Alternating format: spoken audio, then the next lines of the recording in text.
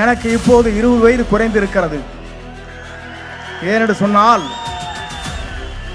இளைஞராக இன்றைக்கு ஓடுவதற்கு அவர் என்னை தயார்படுத்தி இருக்கிறார்.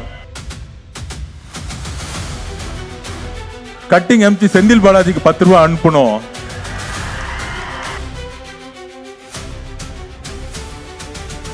உலக நாடுகளில் வாழுகிற 3 லட்சம் பேர் அவருக்கு வாக்களிப்பதற்கு 1 லட்சம் ரூபாய் செலவு செய்து ஒரு வாக்கை அளிக்க போகிறோம். ஐயா முதலமைச்சர் மு.க. ஸ்டாலின் அவர்கள், அதுக்கப்புறம் எந்த வாரிசும் இந்த முதலமைச்சர்னு பக்கம் வரவே முடியாது. நம்முடைய தளபதி யாரை விரல் காட்டுகிறாரோ அவர்தான் சட்டமன்ற உறுப்பினராக ஆக முடியும் என்ற வரலாற்றை நாம் படைத்து காட்டுவோம். மக்களுக்கு தெரியும் என் புள்ள விஜய் எப்படி திட்டுறாங்களே, என் புள்ளைய விஜய் எப்படி திட்டுறாங்களே, அவங்களுக்கு நான் தேர்தல்ல ஓட்டு போற அன்னைக்கு நான் பதில் கொடுக்கிறேன் அமைதியா கேட்டுக்கிட்டே இருப்பாங்க. அதுதான் தமிழக மக்களுடைய பெண்கள். இந்த நல்ல நிகழ்ச்சிக்கு யார் வந்திருக்கிறான்னு சொன்னால், உயிரோடு நேசிக்கிறவர், தலைவரை நேசித்து 30 ஆண்டு காலம் தன் அயராத பணியின் காரணமாக மன்றம், மக்கள் நலன், இப்போது இயக்கம் என்ற முறையில் உருவாக்கி இருக்கிற என் போற்றுதலுக்குரிய பொதுச் செயலாளர், என் அன்பிற்கினிய அருமை அண்ணன் குஷி ஆனந்தன் அவர்களே, சிறந்த நிகழ்ச்சியிலே கலந்து கொண்டு போர்ப்படையின் தளபதியாக இங்கே வருகை தந்திருக்கிற கொள்கை பரப்பினுடைய பொதுச் செயலாளர், என் அன்பிற்கினிய சகோதரர் அர்ஜுன் அவர்களே, சிறந்த நிகழ்ச்சியிலே கலந்து கொண்டிருக்கிற துணை பொதுச் செயலாளர் அவர்களே, இந்த நல்ல நிகழ்ச்சியிலே கலந்து கொண்டிருக்கிற ஆற்றல் மிக்க மாவட்டத்தினுடைய கழகத்தின் செயலாளர்கள் சம்பத்குமார் அவர்களே, யுவராஜ் அவர்களே, பாப் அவர்களே, ராஜ்குமார் அவர்களே, இங்கே வருகை தருகிற போதே நான் பார்த்தேன் எல்லோரும் இந்த மாவட்டத்தில் அமைச்சர்கள் பல பேர் இருக்கிறார்கள். அமைச்சர் அத்தனை பேருக்கும் சிம்ம சொப்பனமாக இந்த கூட்டம் இங்கே இருந்து கொண்டிருக்கிற காட்சியை நான் காணுகிறேன். நாளை என்ன நடக்கப் போகிறது என்று வேந்து போய் கொண்டிருக்கிறார்கள். 50 ஆண்டு கால அரசியலுக்கு பிறகு புரட்சி தலைவரிடத்திலே இதைத்தான் கேட்டார்கள். அண்ணாயிசம் என்றால் என்ன என்று கேட்டார்கள். அப்போது அவர் சொன்னார், அண்ணாயிசம் என்பது ஒழுகாத வீடு, கிளியாத உடை, ஆறாத சோறு இந்த மக்களுக்கு தருவேன், அதுதான் அண்ணாயிசம் என்று சொன்னார். நானே குறிப்பிடுவதற்கு காரணம், அதற்கு பிறகு அம்மா அவர்கள், அதற்கு பிறகு நம்மிடத்திலே 50 ஆண்டு காலத்திற்கு பிறகு ஒரு நொடிப்பொழுதிலே தூக்கி எறிந்ததற்கு பிறகு தூக்கி பிடித்தவர் தான் நம்முடைய வெற்றி கழகத்துடைய தலைவர் வெற்றி தளபதி அவர்கள் என்பதை நான் கருவேன். எனக்கு இப்போது 20 வயது குறைந்திருக்கிறது. ஏனென்று சொன்னால் இளைஞராக இன்றைக்கு ஓடுவதற்கு அவர் என்னை தயார்படுத்தி இருக்கிறார். இரவு பகல் பாராமல் அவர் உழைப்பதற்கு நான் தயாராக இருக்கிறேன் என்பதை நான் இந்த நேரத்திலே தெரிவித்துக் கொள்கிறேன். இங்கே 29 தொகுதிகள் இருக்கிறது. கொங்கு மண்டலத்தில் 29 தொகுதியும் அவருடைய காலடியிலே வெற்றிக்கணியை உருவாக்குவதுதான் என்னுடைய லட்சிய பயணமாக இருக்கும். யாரை விரல் காட்டுகிறாரோ அவர்தான் சட்டமன்ற உறுப்பினர், யாராலும் மாற்றி காட்ட முடியாது. ஏன் சொன்னால் சில பேர் நினைக்கிறார்கள் அண்ணா திமுகவில் ஒருவர், திமுகவில் ஒருவர் இங்கே இருப்பதாக சொல்கிறார். இந்த கூட்டத்தை பார்த்ததற்கு பிறகுதான் காலம் இன்றைக்கு இரவு பூரா தூங்கப் போவதில்லை. இதுதான் நடக்கப் போகிறது. ஏன் இதை சொல்கிறேன்னு சொன்னால், விக்னேஷ் ஒரு இளைஞர் சுரண்டு பணியாற்றுகிறார். 3 தொகுதிக்கு அவர் பொறுப்பாளர். நான் இங்கே பார்க்கின்ற போது நான் வியந்து போனேன். ஓடி ஓடி உழைத்துக் கொண்டிருக்கிறார். ஓடும் இளைஞரிடத்திலே நீங்கள் எதுவும் செய்துவிட முடியாது.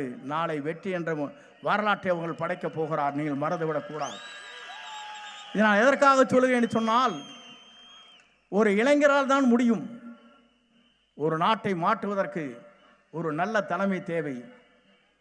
இரு தலைமையும் மக்கள் பார்த்து விட்டார்கள்.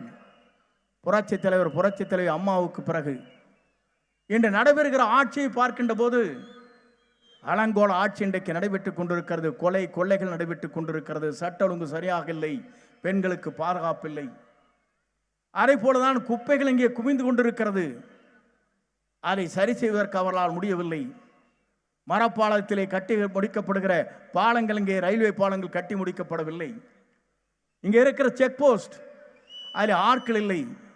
நான் எதற்காக இதை சொல்கிறேன் என்று சொன்னால், அனைத்தும் மாற்றக்கூடிய சக்தி, ஒரே சக்தி நம்முடைய வெற்றி கழகத்துடைய தலைவராக இருக்கிற தளபதிக்கு மட்டும்தான் இருக்கிறதே தவிர யாருக்கும் இல்லை என்ற வரலாறு படைக்கப் போகிறோம்.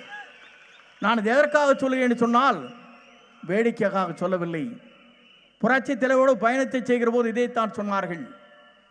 நடிகர் நாடாள முடியுமா என்று கேட்டார்கள். நடிகர் நாடாள மட்டுமல்ல, நாட்டையே ஆண்டு கொண்டிருக்கிற வரலாற்றை படைக்கக்கூடிய தலைவராக நம் தளபதி வருவார். அதை யாராலும் மாற்றி காட்ட முடியாது. இதைத்தான் நாம் இங்கே எண்ணி பார்க்கிறோம்.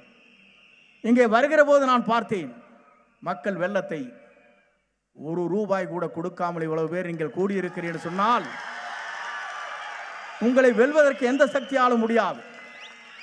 இதே கூட்டத்தை கூட்ட வேண்டும் என்று சொன்னால், அமைச்சர்கள் என்ன செய்ய வேண்டும் என்று சொன்னால், ₹2 கோடி செலவு செய்ய வேண்டும். ₹1 எங்களுக்கு தேவையில்லை. நாளை தமிழகத்தை ஆளப்போகிற தளபதி தான் வேண்டும் என்று இங்கே மக்கள் கூடியிருக்கிறீர்கள். இதை காணுகிற போது நான் பார்க்கிறேன். நான் பல்வேறு நிகழ்ச்சியை நடத்தியவன். எல்லோரும் எல்லா கட்சிக்கும் போவாங்க. எப்படி நடக்கிறது என்பதை பார்ப்பார்கள். இங்கே கூட ஒரு மகாநாடு நடைபெற்றது, திமுகவுடைய பெண்கள் மகாநாடு. அதற்கு ₹110 கோடி செலவு. எத்தனை கோடி? ₹110 கோடி. ஒருவருக்கும் ₹1000. செல்வதற்கு பெண்களுக்கு சேலை, பேருந்து வசதி, அத்தனை பேரும் அங்கே வந்தார்கள்.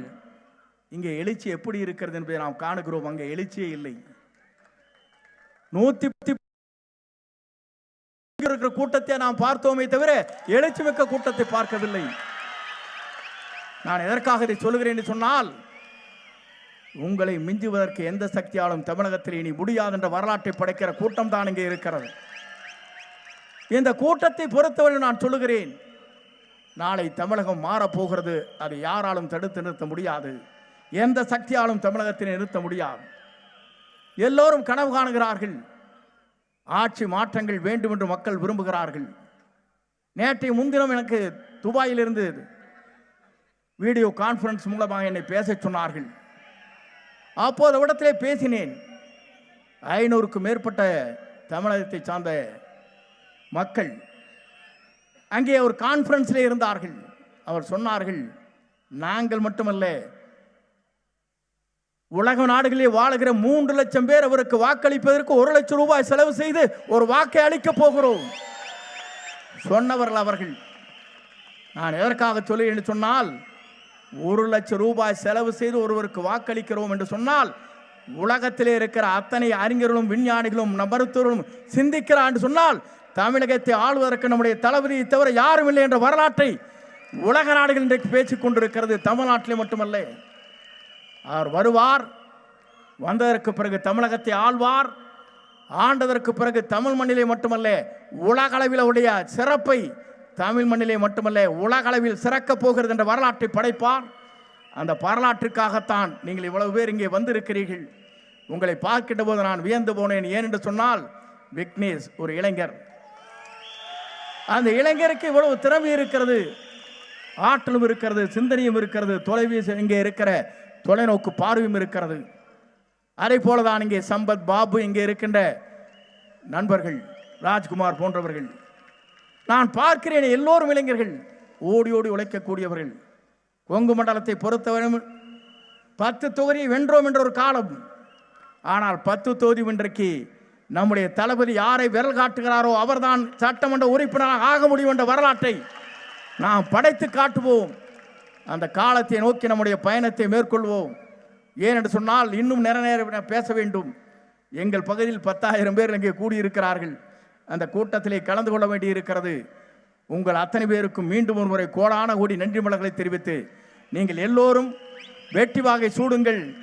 இளைஞர்களாக இருக்கிற நீங்களுடைய எதிர்காலத்தை நோக்கி பயணங்களை மேற்கொள்ளுங்கள்.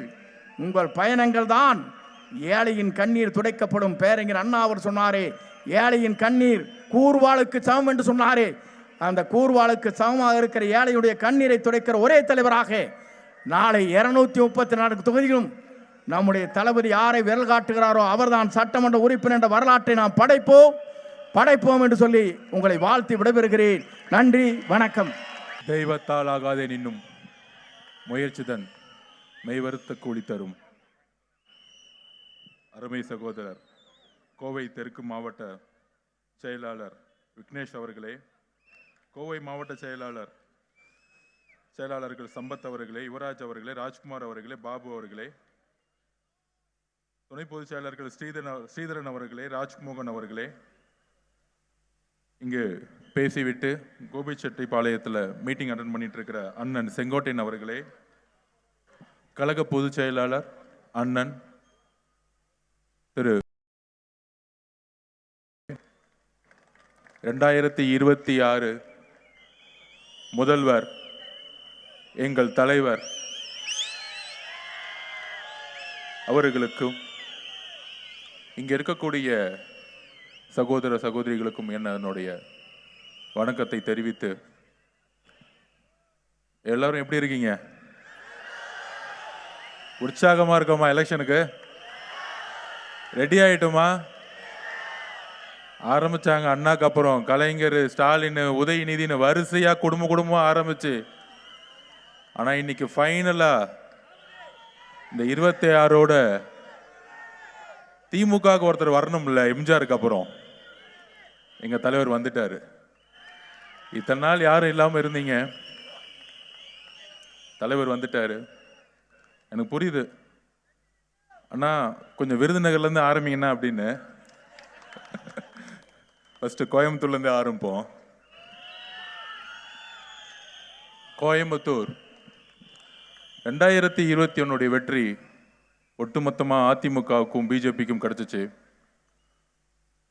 தமிழகத்துல திமுக ஆட்சி அமைத்து இந்த கோயம்புத்தூர் எப்படி இருக்குன்னா, இப்படி ஸ்மார்ட் சிட்டின்னு அப்படி டிக்ளேர் பண்ணாங்க. நம்ம விக்னேஷ் பேசினார் பாருங்க, ஒரு 20 வருஷம் எம்எல்ஏ இருக்கவங்க கூட திமுக அப்படி பேச மாட்டாங்க இந்த தொகுதியை பத்தி.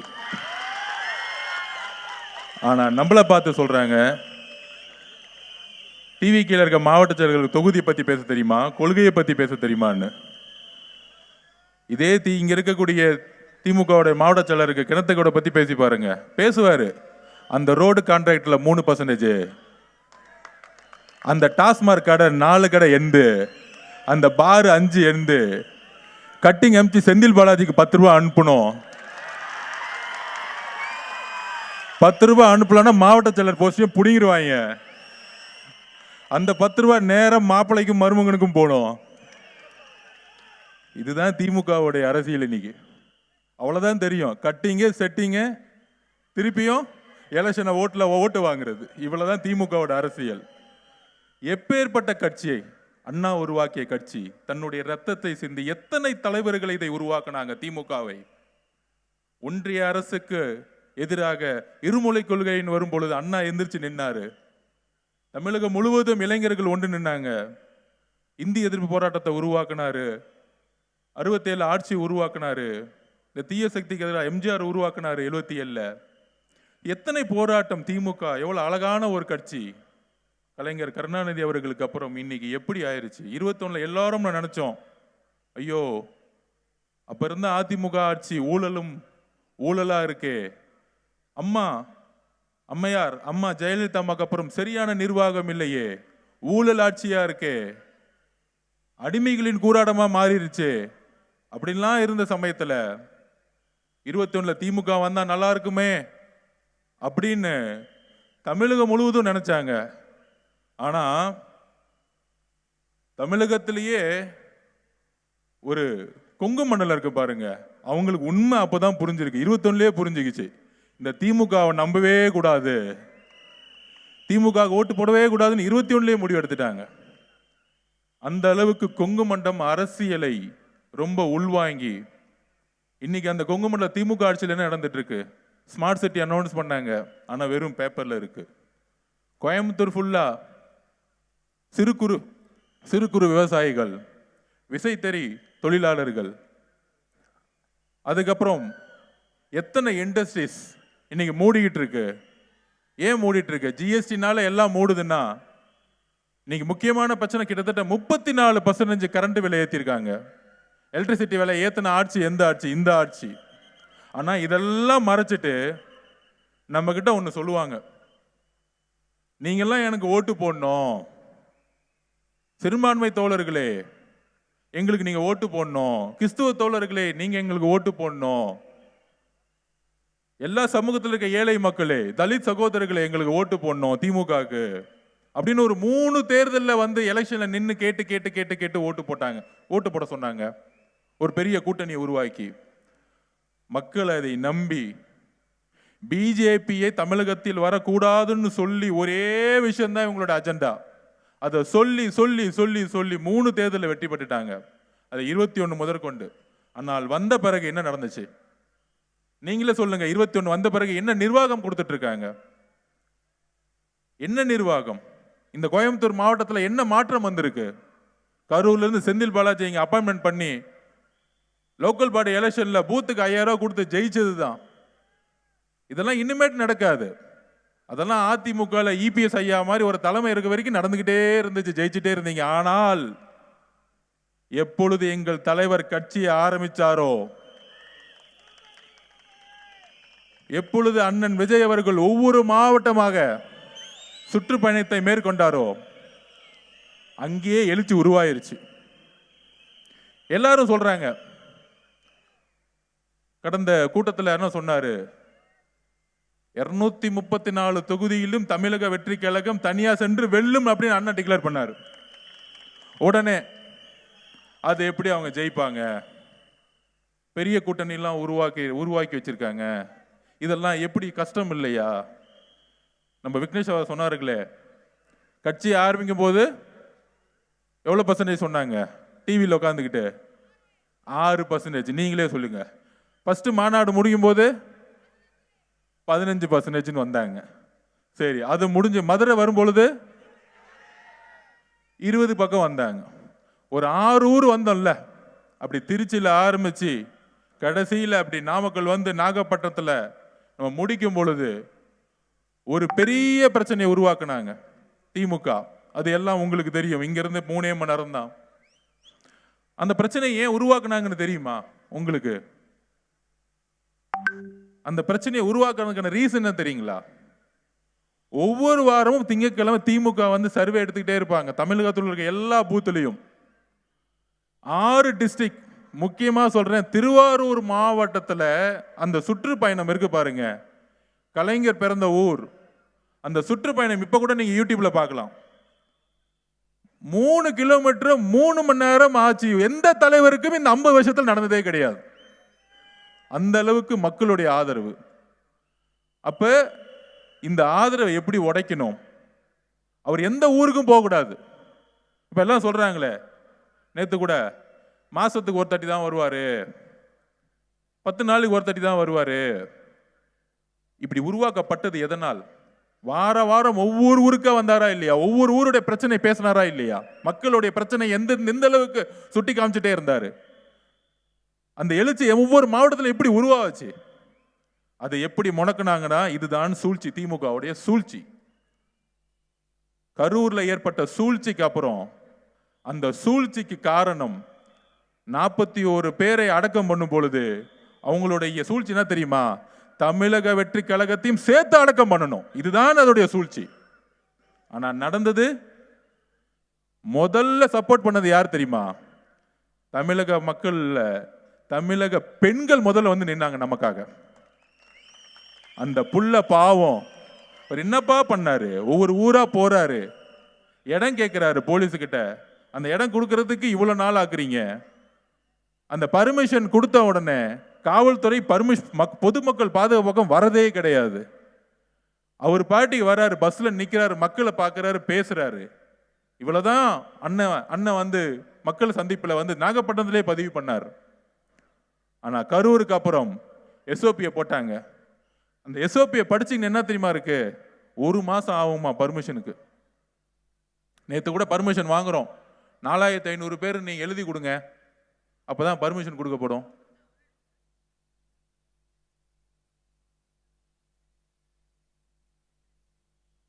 ஓகே, சோ அப்ப அந்த அளவிற்கு ஒரு பிரச்சாரத்தை, எந்த அளவிற்கு ஒரு கட்சியை தமிழக வரலாற்றில் முதல் முறையா முடக்கணும், இது தமிழக மக்கள் முதல் புரிஞ்சுக்கணும். அப்ப தலைவர் வந்து பேசணும் அப்படின்னு எழுதி கொடுத்திருக்கோம். இன்றைக்கு நாங்கள் பதிவு பண்ணிக்கிறோம். அறிக்கை வரும், கட்சிக்கிட்ட இருந்து அறிக்கை வரும். மக்களை வந்து கரெக்டா பாண்டிச்சேரியிலையும் ஈரோட்லையும் எப்படி கூட்டிட்டு வந்தோமோ அதே மாதிரி நம்ம உருவாக்குவோம் இந்த வரக்கூடிய எல்லா கூட்டத்தையும், மக்களுடைய கூட்டத்தையும்.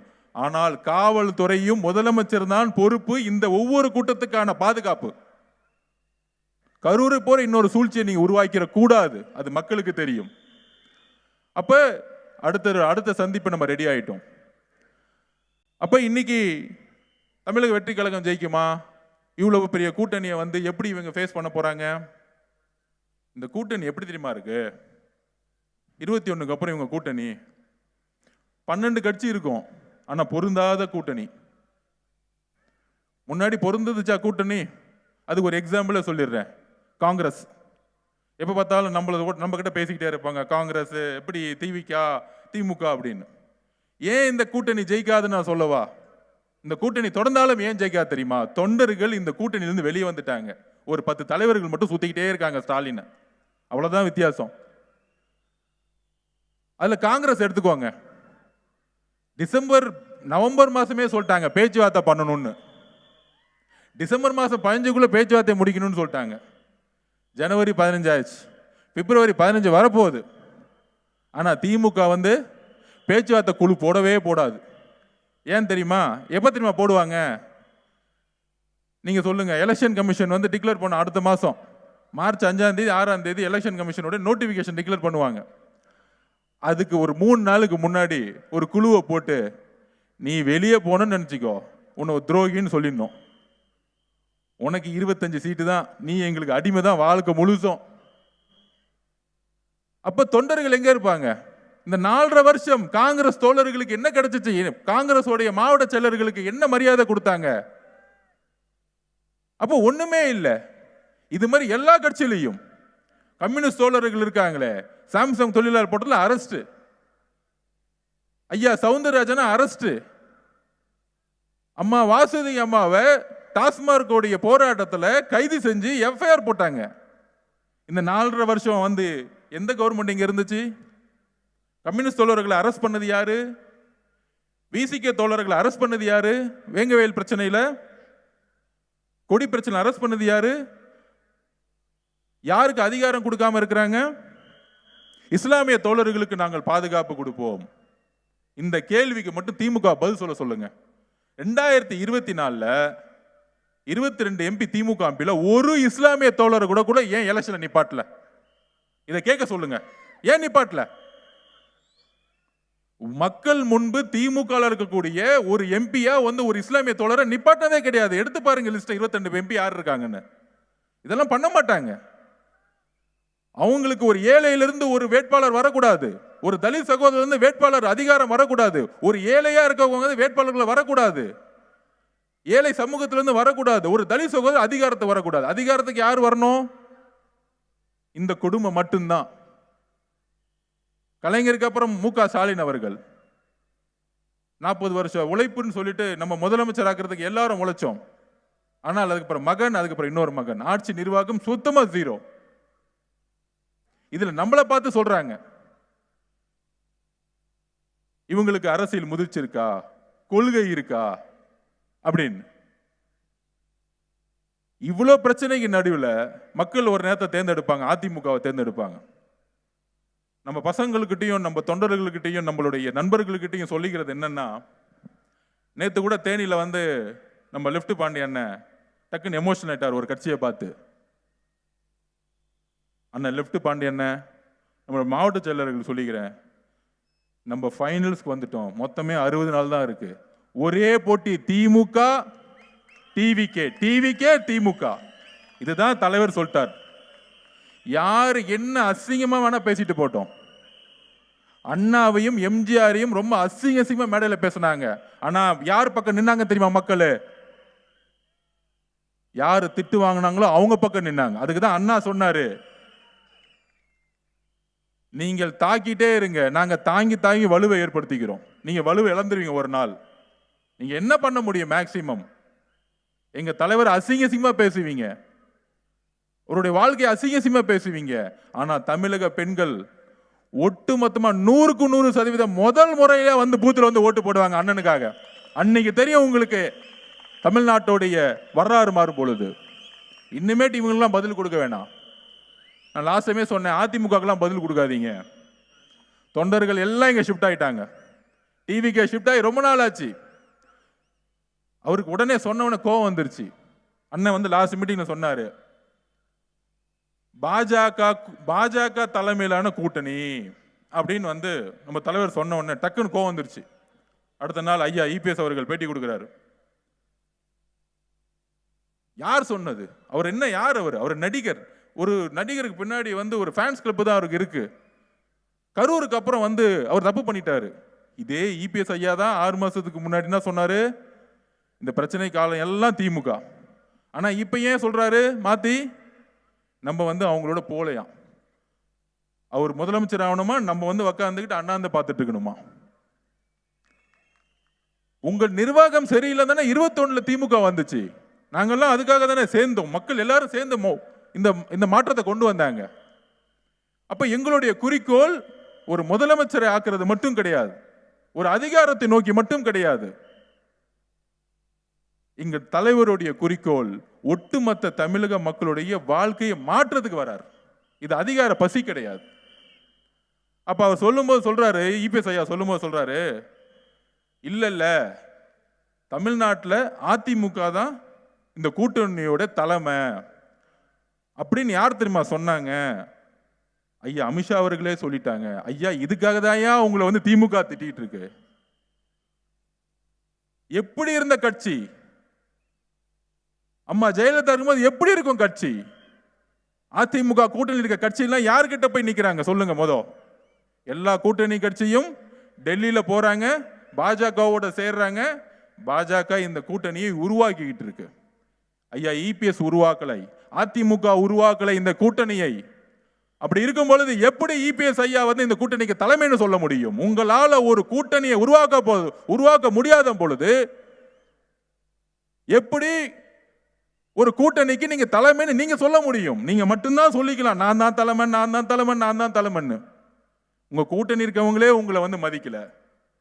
உங்க கூட்டணி இருக்கவங்களே எல்லாருமே வந்து போய் பிஜேபியில போய் அங்க உட்காந்து பேரம் பேசிட்டு அங்க உட்காந்து நம்பரை வாங்கிட்டு உங்களை முதலமைச்சர் சொல்றதுக்கு கூட வாய் வர மாட்டேங்குது.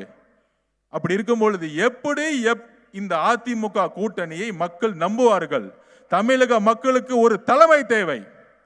தமிழக மக்களுக்கு எல்லோரும் சமம் நினைக்கக்கூடிய, சமூக நீதியை விரும்பக்கூடிய, மதச்சார்பை விரும்பக்கூடிய ஒரு தலைமை தேவை. அந்த தலைமை தான் எங்களுடைய தலைவர் 2026 ஒரு ஆட்சியை மாற்றுவார். நிறைய பேருக்கு புரியல. இன்னைக்கு உறுதியா சொல்றேன், இன்னைக்கு நமக்கு 30% இருக்கு, 27% கிராஸ் பண்ணிட்டோம். எந்த ஒரு கட்சி 25% கிராஸ் பண்றதோ அப்பவே உருவாயிருச்சு அர்த்தம், மக்களுடைய அலை உருவாயிருச்சுன்னு அர்த்தம்.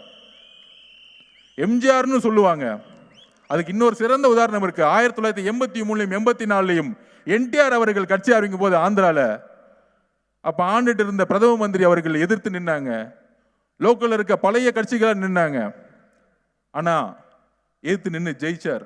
6 மாசம் தான் கட்சி, ஒரு ரவுண்ட் அடிச்சார் 10 இடத்துக்கு, 200 தொகுதிக்கு மேல ஜெயிச்சுட்டு போயிட்டே இருந்தார். பிரதம மந்திரி எதிர்த்து நின்னாங்க, முதலமைச்சர் பழைய முதலமைச்சர் எதிர்த்து நின்னாங்க. ஆனா மக்கள் தேர்ந்தெடுத்தது என்டிஆர் அவர்களை. ஆந்திராவுடைய ரிசல்ட் மாதிரி தான் இந்த எலெக்ஷன் ஒரு மிகப்பெரிய வேவை உருவாக்குங்கிறத நான் கடுமையா சொல்றேன். இது உறுதி, இது மக்கள் புரிஞ்சுக்கணும். மாற்றத்தை உருவாக்கக்கூடிய ஒரே கட்சி டிவிகே தான், வேற யாருமே இல்லை. இப்ப அதிமுக ஏன் இல்ல? அதிமுகவோட தலைமை கூட்டணியா இருக்கவங்களையே அவர் தலைமையா வந்து அக்செப்ட் பண்ணல, ஒத்துக்கல. எல்லாமே டெல்லி. பியூஷ் கோயல் வீட்டுக்கு தான் எல்லாரும் முதல்ல போவாங்க. அண்ணன் அன்புமணி அண்ணன் யாரை முதல்ல பார்த்தார்? பியூஷ் கோயல் அவர்களை பார்த்தார். அண்ணன் டிடிவி தினகரன் யாரை முதல் போய் பார்த்தார்? பியூஷ் கோயல் அவர்களை பார்த்தாரு. ஒவ்வொருத்தரா. அப்ப இந்த கூட்டணியை எப்படி உருவாக்குனது? யாரு உருவாக்குனது? அதிமுகவா? இவங்க சொல்றாங்களே 25% இருக்கு, 30% அதிமுக இருக்குன்னு சொல்றாங்களே, அவங்களா? அம்மா உருவாக்குன அதிமுகவா அது? நீங்க சொல்லுங்க. இல்ல எம்ஜிஆர் உருவாக்குன அதிமுகவா அது? இல்லை. அம்மாவையும் எம்ஜிஆரையும் தூக்கி எரிந்த கட்சி தான் இன்னைக்கு. இதை நான் சொல்லல, அண்ணன் செங்கோட்டையன் அண்ணன் சொன்னாரு. இப்போ லேட்டஸ்டாக ஒரு மீட்டிங் நடந்துச்சு. அங்கே எம்ஜிஆர் ஃபோட்டோவும் இல்லை, அம்மா ஃபோட்டோவும் இல்லை. ஆனால் அந்த மேடையில் பெருசாக யாரோட ஃபோட்டோ இருக்கு? ஐயா இபிஎஸோட ஃபோட்டோ இருக்கு, பிரதம மந்திரி அவர்களோட ஃபோட்டோ இருக்கு. தமிழகத்தை உருவாக்கியது யார்? அதிமுக உருவாக்கியது யார்? புரட்சி தலைவர் எம்ஜிஆர் அவர்களும் அம்மா அவர்களும். அதை இன்றைக்கு தூக்கி எறிந்து விட்டார்கள். இன்னைக்கு என்ன தனிப்பட்ட முறையில் அட்டாக் பண்ணுவாங்க அண்ணனை பத்தி. அதிமுக இருக்கவங்க தனிப்பட்ட முறையில் அட்டாக் பண்ணுவாங்க. அதையெல்லாம் கண்டுக்க வேணாம். களத்திலே இல்லை, ஃபீல்டிலே இல்லை, எலெக்ஷன்லேயே இல்லை. ஐயா இபிஎஸ் அவர்கள் போனாரு, எல்லா தொகுதிக்கும் போனாரு. ஏதோ நியூஸ்ல பார்த்துருப்பீங்களா? ஏதோ ஒரு வேவ் வந்துச்சா? என்ன பேசினார் உங்களுக்கு தெரியுமா? எந்த மாவட்டத்துக்கு கடைசியில் போனார்னு உங்களுக்கு தெரியுமா? இல்லை. கொங்கு மண்டலம் அதை புரிஞ்சுக்கணும். இது பழைய அதிமுக அல்ல, இது பழைய அதிமுக அல்ல. கூட்டணி இருக்க கட்சிகளே வந்து கூட்டணி சேர்ந்துட்டோம் சொல்றாங்களே, கூட்டணி சேரவில்லை. அவங்களுக்கு ஒரு நெருக்கடி, சேர வேண்டிய நிர்பந்தம், சும்மா பேருக்கு சேர்ந்திருக்காங்க. அதனால் மக்கள் இந்த கூட்டணியை தூக்கி எறிஞ்சிட்டாங்க ஆல்ரெடி. அப்ப நம்மளுடைய ஸ்ட்ராட்டஜி என்ன? திமுகவை இந்த ஆட்சியிலிருந்து தூக்கி எறியணும். அப்ப அண்ணன் லெப்ட் பாண்டியன் மாதிரி இருக்கக்கூடிய மாவட்ட செயலர்கள் எமோஷனலா வேணா, கடுமையா இன்னும் பர்சனலா வேணா நம்ம அட்டாக் பண்ணட்டும். மக்கள் பார்த்துக்கிட்டே இருப்பாங்க. மக்களுக்கு தெரியும், என் புள்ள விஜய் எப்படி திட்டுறாங்களே, என் புள்ளைய விஜய் எப்படி திட்டுறாங்களே, அவங்களுக்கு நான் தேர்தலில் ஓட்டு போற அன்னைக்கு நான் பதில் கொடுக்குறேன்னு அமைதியா கேட்டுக்கிட்டே இருப்பாங்க. அதுதான் தமிழக மக்களுடைய பெண்களுக்கு தெரியும் யாரை தேர்ந்தெடுக்கணும் அப்படின்னு. எம்ஜிஆரை தேர்ந்தெடுத்தது, அண்ணாவை தேர்ந்தெடுத்தது பெண்கள், இஸ்லாமிய தோழர்கள், இஸ்லாமிய பெண்கள், தலித் சகோதரர்கள், எல்லா சமூகத்திற்குடைய ஏழை மக்கள், தொழிலாளர்கள். இவங்க எல்லாருமே எவ்வளவு வழியில் இருக்காங்கன்னு தெரியும். 1000 ரூபாய் கொடுப்பாங்க. செந்தில் பாலாஜி வந்து ஓட்டுக்கு 2000 ரூபாய் கொடுப்பாங்க. நண்பர்களே, பெண்களுக்கு 1000 ரூபாய் கொடுத்த அடுத்த செகண்ட், கிரெடிட் ஆன அடுத்த செகண்ட் டாஸ்மார்க் போய்கிட்டு இருக்கு. உங்களுக்கு தெரியும், 30,000 கோடி ரூபாய், 25,000 கோடி ரூபாய் திமுக வரும்போது சேல்ஸ் இருந்துச்சு. இன்னைக்கு 60,000 கோடி ரூபாய் நோக்கி போயிட்டு இருக்கு. அப்ப அந்த பணம் உங்களுக்கு கொடுக்கக்கூடிய, பெண்கள் கொடுக்கக்கூடிய பணம் எங்க போயிட்டு இருக்கு? டாஸ்மார்க் போய்கிட்டு இருக்கு. அந்த பணத்தை எடுத்து திருப்பி நம்ம கொடுத்துட்டு இருக்காங்க. அப்ப இந்த ஆட்சியை பெண்களுடைய பாதுகாப்பு உருவாக்கணும்னா ஒரு புது ஆட்சியை உருவாக்கணும். திமுக கூட்டணியும் வந்து இணைப்பு இல்லை, காங்கிரஸ் சுத்தமா மதிக்கிறதே இல்லை. ஒரே ஒருத்தர் ஒரு இன்சார்ஜா போட்டாங்க, கிரீஷ்னு. அவர் வந்து கேட்டுட்டாரு, ஆட்சியிலும் பங்கு அதிகாரத்தில் பங்கு வேணும்னு கேட்டார். உடனே திமுக என்ன தெரியுமா கோரிக்கை வச்சுச்சு? அவரையே மாத்திருங்க, கிரீஷ் சோடங்கரையே மாத்திருங்க. அவர் வந்து எங்களுக்கு செட் ஆக மாட்டேங்கிறார். இங்க இருக்கிறவங்க ஒரு 4-5 பேர் செட் பண்ணிட்டோம், டெல்லியில இருந்து வரவங்க செட் ஆக மாட்டேங்கிறார். எங்களுக்கு அடிமையா இல்லை அவர். இன்னைக்கு கொஞ்சம் காங்கிரஸ்ல சில பேர் எந்திரிச்சு உரிமையை கேட்கிறாங்க, போட்டு தலையில அடி அமுக்கு. இதுதான் திமுக. எந்த கூட்டணி கட்சிக்கும் அதிகாரம் கிடையாது. உடனே நம்மளை பார்த்து இவங்க வந்து ஆட்சியிலையும் பங்கு அதிகாரத்திலும் பங்குன்னு சொன்னாங்க. யாரும் வரல. ஆட்சியிலையும் பங்கு அதிகாரம் பங்கு கூட்டணியை உருவாக்க அல்ல, இது எங்களுடைய கொள்கை முழக்கம். எங்களுடைய கொள்கை முழக்கம் சமூக நீதி அடிப்படையில் ஒரு கொள்கையை உருவாக்குறோம். எல்லாரும் சேர்ந்து வேலை பார்க்கும்போது எல்லாத்துக்குமான அதிகாரம் கிடைக்கணும்னு முதல் நாள் கட்சி ஆரம்பிக்கும் போது நினைச்சாரு. உங்களை மாதிரி ஒரே குடும்பம், கருணாநிதி ஐயாவுக்கு அப்புறம் ஸ்டாலினுக்கு அப்புறம் ஐயாவுக்கு அப்புறம் உதயநிதிக்கு அப்புறம் இன்ப நிதி அப்படின்னு சொல்லிட்டு இருக்கக்கூடிய ஒரு வரலாற்றை எங்க தலைவர் உருவாக்க நினைக்கிறார். அதனாலதான் முதல்ல சொன்னாரு, ஒரு இடதுசாரி சிந்தனை கொண்டவர்கள், சமம் சொல்ல நினைக்கக்கூடியவர்கள் எல்லோரும் இருக்கும் பொழுது எல்லோருக்குமான ஒரு பகிர்வை கொடுக்கணும்னு நினைச்சார். ஸோ நம்மளுடைய களம் ரொம்ப தெளிவா இருக்கு.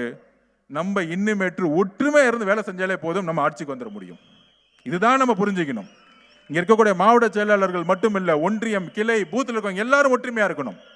அந்த ஒற்றுமையா இருந்து நம்ம பூத்தில் ரீச் பண்ண முடியும். ஃபைனலா தம்பி கேட்ட மாதிரி விருதுநகர் பக்கம் வந்துடுறேன். நம்ம ஒரு கூட்டம் நடத்துறோம்.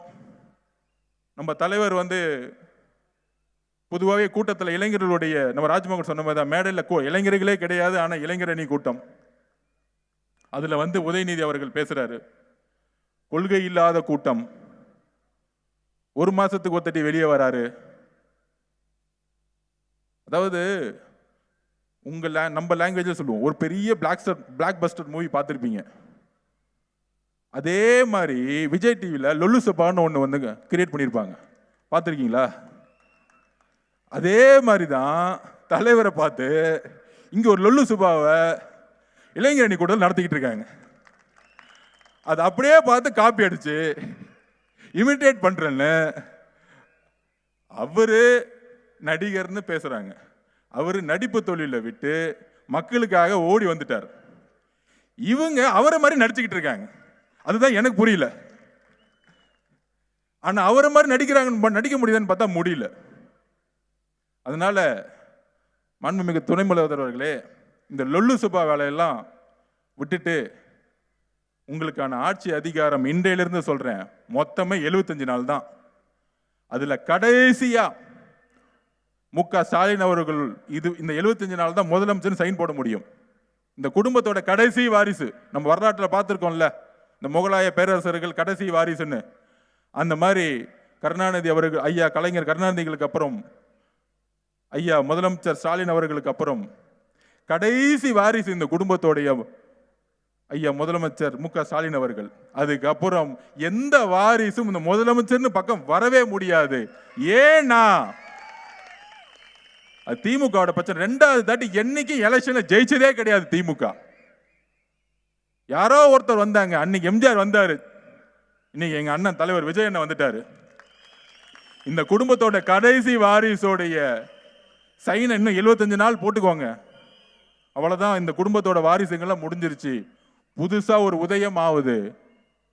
எங்கள் அண்ணன் 26 முதலமைச்சர் ஆவறதையும் எங்களுடைய கழக தோழர்கள் அமைச்சர் ஆவறதையும் யாராலும் தடுத்து நிப்பாட்ட முடியாத இங்க பதிவு செய்து, நம்ம விக்னேஷ் அவர்கள் சொன்னாரு, குப்பை பிரச்சனை இருக்கு, எந்த பிரச்சனை இருக்குன்னு கவலைப்படாதீங்க. அண்ணன் முதலமைச்சர் ஆன உடனே இதே கிணத்து கடத்துக்கு வருவாரு, எல்லா பிரச்சனையும் சரி செய்வாரு.